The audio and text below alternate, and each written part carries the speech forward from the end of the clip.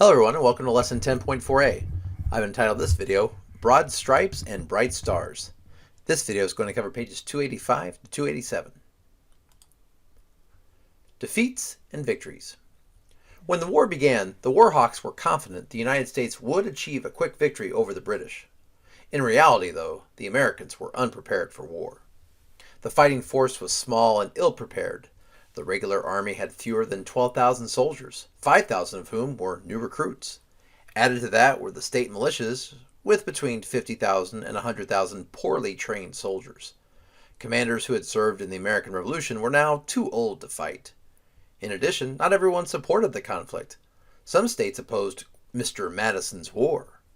The Americans also underestimated or misjudged the strength of the British and their Native American allies. In July of 1812, the war began. General William Hull led the American army from Detroit into Canada, where they met Tecumseh and his warriors. Fearing a massacre by the Native Americans, Hull surrendered Detroit to the British. Several other American attempts to invade Canada also ended in failure. General William Henry Harrison led one of these unsuccessful efforts. He decided that the Americans could make no headway as long as the British controlled Lake Erie. Question number 1. What did the Warhawks get wrong about the war that many people in history have made about wars when they first began? They were believing that the war would be over quickly, and that has happened in so many different cases in wars throughout human history. The people think it's going to go a lot faster than it does. It always drags on much longer than people think. Question 2. What are some reasons why Americans' fighting force was not as tough as the Warhawks would have made it out to be? Well, it was small, so that it didn't have a lot of numbers. It was ill-prepared. It didn't really have as many people as they claimed. And of the people that were there, many of those were poorly trained or people who were too old to serve now. And also, we didn't even have full support in the country. There were some people, especially in the New England states, that opposed this war. Question 3.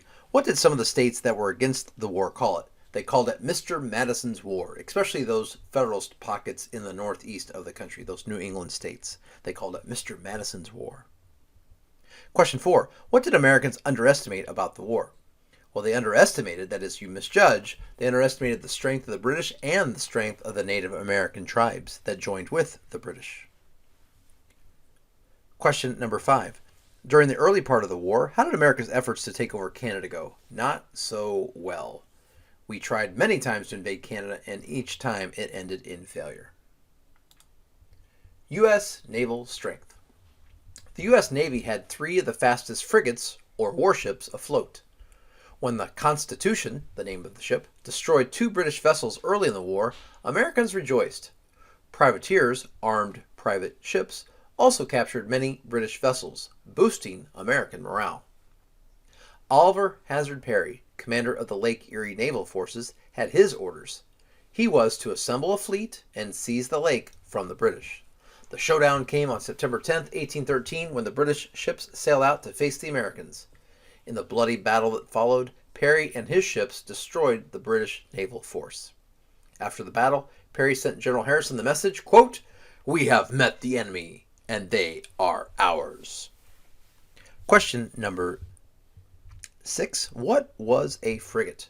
A frigate was a warship back then, and you can see pictures of them. So they're not as imposing as today's modern ships, but back then, these frigates were pretty powerful warships. Question 7. What were privateers? Privateers were private ships, but they were armed to fight in battle for America. So these were private people that made their ships capable to fight in these wars, or in these battles in this war. Question 8. How did Oliver Hazard Perry perform for the American war effort? He did very well. In the Battle of Lake Erie, he destroyed the British and said that famous line, "We have met the enemy and they are ours." With Lake Erie in American hands, the British and their Native American allies tried to pull back from the Detroit area. Harrison and his troops cut them off. In the fierce Battle of the Thames, and yes, it is pronounced that way, even though it looks like Thames, it's pronounced Thames, Tecumseh was killed. American forces also attacked York, present-day Toronto, burning the Parliament. Still, though, America had won several victories by the end of 1813, Canada remained under British rule. Question number 9. Which Native American leader died at the Battle of the Thames? That was Tecumseh. Question 10. By the end of 1813, which side still controlled Canada? It was still under British rule. Defeat of the Creek.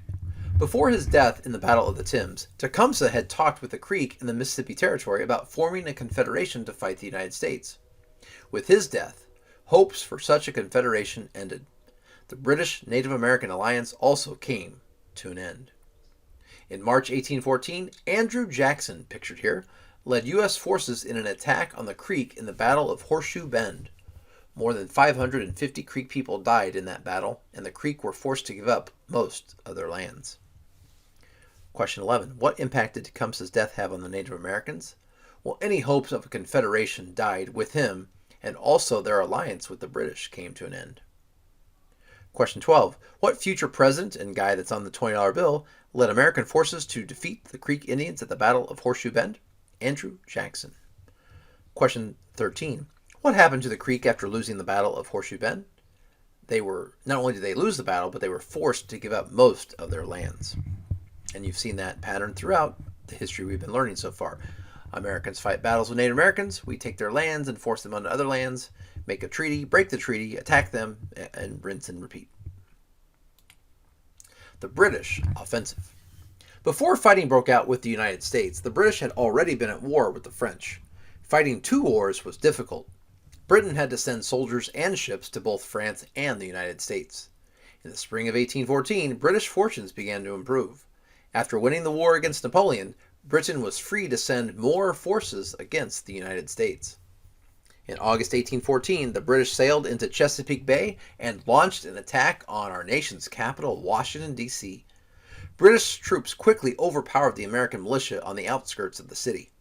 Then they marched into the American capital. They proceeded without a moment's delay to burn and destroy everything in the most distant degree connected with the government, reported a British officer. Among the buildings set ablaze were the Capitol and the President's mansion. Fortunately, a thunderstorm put out the fires before they could completely destroy the buildings. Question number 14. Why were the British able to improve their chances of victory against the Americans in the spring of 1814? Well, because they had finished off Napoleon against France, and so now those soldiers who had been fighting against the French, now they were freed up to be sent to America, and so Britain was able to send their bulk of their army, or at least more soldiers from the French battle. Now they were able to send them to America and put them into action against our soldiers. Question 15. What devastating event happened to the United States on August 24th, 1814? Our capital, Washington, D.C., was invaded, and our capital and president's mansion were burned, and this is normally not a good sign for a country. If you lose your capital, that usually is the first sign that you're going to lose a war. The British did not try to hold Washington, D.C. Instead, they headed north to Baltimore. They attacked that city in mid-September, but the people of Baltimore were ready and held firm. A determined defense and fierce artillery fire from Fort McHenry, pictured here, in the harbor kept the British from entering the city. Question 16. What fort helped defend the city of Baltimore from the British forces in September of 1814? Fort McHenry. As the bombs burst over Fort McHenry during the night of September 13th, local attorney Francis Scott Key watched. The next morning he saw the American flag still flying over the fort. Deeply moved, Key wrote a poem that became known as the Star-Spangled Banner. Congress designated the Star-Spangled Banner as the national anthem in 1931. Question 17. What poem did Francis Scott Key write after witnessing the British attack on Fort McHenry? The Star-Spangled Banner. And question 18. Why is that poem an important part of American history? Because it became our national anthem. Well, thank you so much for watching. Before we go, the British watching Washington, D.C. burn. Thank you so much for watching, and have a great day.